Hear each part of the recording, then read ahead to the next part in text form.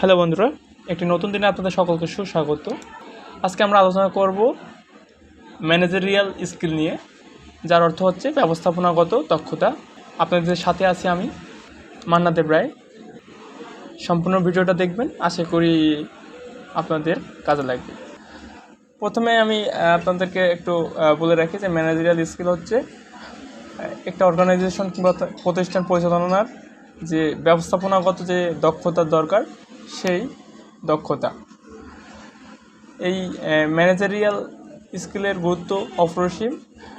একটা অর্গানাইজেশনের প্রত্যেকটা ব্যক্তির এই সম্পর্কে ধারণা থাকা দরকার। তো আমরা পরের স্লাইডে চলে যাই।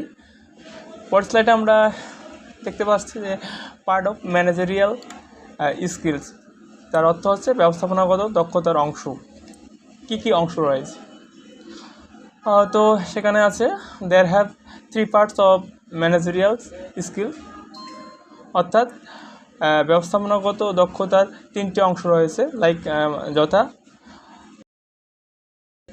কনসেপচুয়াল স্কিল, যার অর্থ হচ্ছে ধারণাগত দক্ষতা, হিউম্যান স্কিল, যার অর্থ হচ্ছে মানবিক দক্ষতা, এবং সর্বশেষ হচ্ছে টেকনিক্যাল স্কিল, মানে প্রযুক্তিগত দক্ষতা। এই 3 স্কিলের সমন্বয়ে ম্যানেজারিয়াল স্কিল গঠিত, এবং যে অর্গানাইজেশন যে কাজ করে এই স্কিলগুলোকে ইউজ করে কাজ করে। তো আমরা পরের স্লাইডে চলে যাই।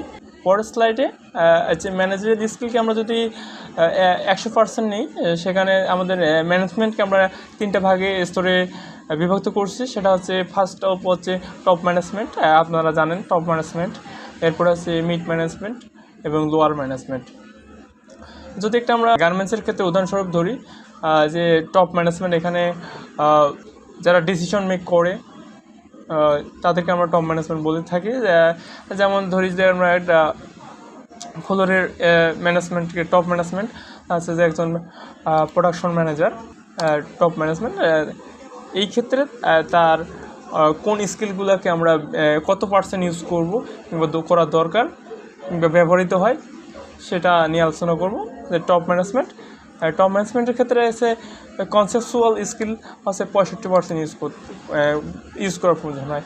যে কনসেপচুয়াল স্কিল 65% ইউজ করার কারণ হচ্ছে যে আমরা এই লেভেলের মানুষগুলো দেখা যাচ্ছে যে কী করে, আমাদের এই ধরনের ব্যক্তিগুলো দেখা যাচ্ছে যে তাদের রেসপন্সিবিলিটি থাকে যে প্ল্যানিং করা, ওয়ার্ক শিডিউল করা, এরপরে হচ্ছে কিভাবে কাজটা সম্পাদন করবে, এই ফুল একটা প্ল্যানিং ম্যাপ তৈরি করা।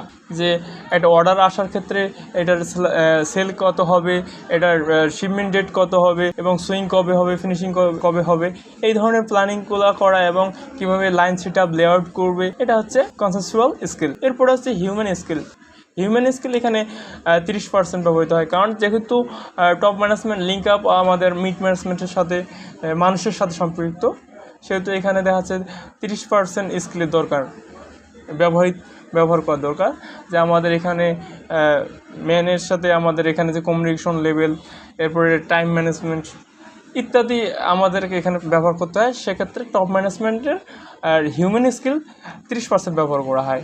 এরপর হচ্ছে টেকনিক্যাল নলেজ, এখানে 5%। টেকনিক্যাল নলেজ 5% বলতে একটা আশ্চর্যজনক দেখা যায়, বাট এখানে টেকনিক্যাল নলেজ আছে, যেহেতু এখানে টপ ম্যানেজমেন্ট তারা কিন্তু ডিরেক্টলি প্রসেসের সাথে কাজ করে না। তারা দেখা যাচ্ছে যে সাপোজ যদি আমরা একটা লাইনের লেআউট সম্পর্কে একটা লেআউট তৈরি করি, সেখানে আমার 5% কী মেশিন থাকার দরকার, এই নলেজ থাকলেই যথেষ্ট। সেক্ষেত্রে আমার টেকনিক্যাল নলেজ 5%। এরপর মোস্ট ইম্পর্ট্যান্ট হচ্ছে মিড ম্যানেজমেন্টের ক্ষেত্রে আমরা কোন স্কিলগুলোকে কতটুকু আমরা গুরুত্ব দিব এবং কত % যুক্তিযুক্ত। এখানে দেখা যাচ্ছে মিড ম্যানেজমেন্টের ক্ষেত্রে কনসেপচুয়াল স্কিল 35% অ্যাভেলেবল এখানে প্রযোজ্য। দেখা যাচ্ছে যে আমার যে সিনিয়র টপ ম্যানেজমেন্ট থেকে যে আমি প্ল্যানিংটা পাবো, ওই সম্পর্কে আমাকে 35% ধারণা থাকতে হবে। যে আমার যে অর্ডারটা ঢুকতেছে, কবে ঢুকবে, কবে এটার আমাকে আউটপুট করতে হবে, কবে আমার এটাকে শিপমেন্ট দিতে হবে, এই সম্পর্কে, এবং আমার লেআউটটা কী ধরনের হবে, এই যে পরিকল্পনা, প্ল্যানিং, ধারণাগত যে দক্ষতাটা, এটা আমার 35% দরকার।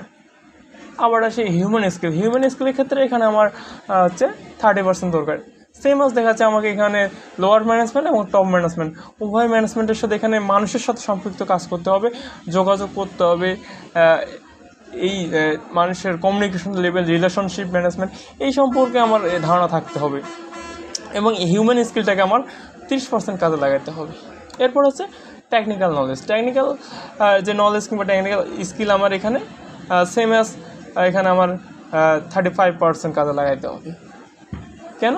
যে দেখা যাচ্ছে যখন আমি একটা লেআউট করতে যাবো, দেখা যাচ্ছে আমাকে এখানে প্রযুক্তিগত ধারণা আমার থাকাটা একবারে গুরুত্বপূর্ণ এবং এটা আমাকে সঠিক ব্যবহার করতে হবে, 35% ব্যবহার করতে হবে। কারণ আমাকে লেআউট যখন করতে হবে আমাকে ডিরেক্টলি প্রসেসের সাথে কাজ করতে হবে, ওয়ার্কারকে কাজটা বুঝাই দিতে হবে, আমার পরিকল্পনা অনুযায়ী আমার লেআউট অনুযায়ী প্রত্যেকটা মেশিন সেট আপ দিতে হবে। সেক্ষেত্রে আমার টেকনিক্যাল নলেজটা 35% থাকতে হবে। এখানে দেখা যাচ্ছে যে টপ ম্যানেজমেন্টের চেয়ে কিন্তু এখানে আমার টেকনিক্যাল নলেজটা বেড়ে গেছে। সো এটা আমাদের অবশ্যই মনে রাখতে হবে যে এখানে আমাকে অবশ্যই টেকনিক্যাল নলেজটা 35% কাজে লাগাতে হবে এবং ইউজ করার প্রয়োজন। এরপর আমরা যে লোয়ার ম্যানেজমেন্টের ক্ষেত্রে আসি, লোয়ার ম্যানেজমেন্ট বলতে আমরা যারা আমাদের কাজ করে ওয়ার্কার কিংবা সাধারণ এমপ্লয়ি তাদেরকে বুঝি। তাদের ক্ষেত্রে এখানে আমার হচ্ছে যে কনসেপচুয়াল স্কিল যেটা আছে সেটা 5% ইউজ করতে হবে। তাকে সাধারণত তার টার্গেট সম্পর্কে জানা থাকতে হবে, তার হচ্ছে ওয়ার্কিং ডে সম্পর্কে সাধারণ ধারণা থাকতে হবে এবং এটা তার মাথায় রাখতে হবে। এই জন্য আমার এখানে কনসেপচুয়াল স্কিলটা 5% ব্যবহৃত হচ্ছে। হিউম্যান স্কিল এখানে সেম অ্যাজ 30% আমাকে ব্যবহার করতে হবে। কারণ হচ্ছে এখানে আমার বসের সাথে যদি আমার সম্পর্ক ভালো না থাকে, কাজের পরিবেশ ঠিক থাকবে না, এরপর আমার কাজের স্পিড ঠিক থাকবে না, আমার টাইম ম্যানেজমেন্ট, এরপরে হচ্ছে আমার যদি রিলেশনশিপ ম্যানেজমেন্ট ঠিক না থাকে তাহলে আমার হিউম্যান স্কিলটা আমার প্রপার ইউজ হবে না। এই জন্য হিউম্যান স্কিল এখানে আমার 30% ইউজ করতে হবে। এরপরে দেখেন যে এখানে সবচেয়ে বেড়ে গেছে আমার টেকনিক্যাল স্কিলটা। লোয়ার ম্যানেজমেন্টের ক্ষেত্রে আমার টেকনিক্যাল স্কিলটা কোথায় চলে আসছে 65%, মানে 65% আছে যে এখানে আমার বেশিরভাগই আমরা যেহেতু আমার রুট লেভেলে কাজ করব, যেহেতু ফার্স্ট লাইন অফ ম্যানেজমেন্ট যেহেতু এখানে আমাকে প্রযুক্তিগত ধারণা থাকতে হবে এবং এটার 65% আমাকে ইউজ করতে হবে। কারণ আমাকে ডিরেক্টলি মেশিনের সাথে কাজ করতে হবে, প্রযুক্তির সাথে কাজ করতে হবে। তো এখানে আমার প্রযুক্তিগত ধারণা থাকা জরুরি এবং এখানে আমাকে 65% ইউজ করতে হবে। তাহলে এখানে আমরা ডিফারেন্স দেখা যাচ্ছে যে প্রত্যেকটা ম্যানেজমেন্টের 3 লেভেলের কিংবা 3 স্তরের ক্ষেত্রে আমরা হিউম্যান স্কিলটা থাকতেছে আমাদের একটা বড় অংশ 30%। প্রত্যেকটা ক্ষেত্রে আমাদের 30% হিউম্যান স্কিল আমরা ব্যবহৃত হচ্ছে। আর টপ ম্যানেজমেন্টের ক্ষেত্রে আমাদের কনসেপচুয়াল স্কিলটা হচ্ছে কত দেখা যাচ্ছে যে 65%, অর্থাৎ 65%।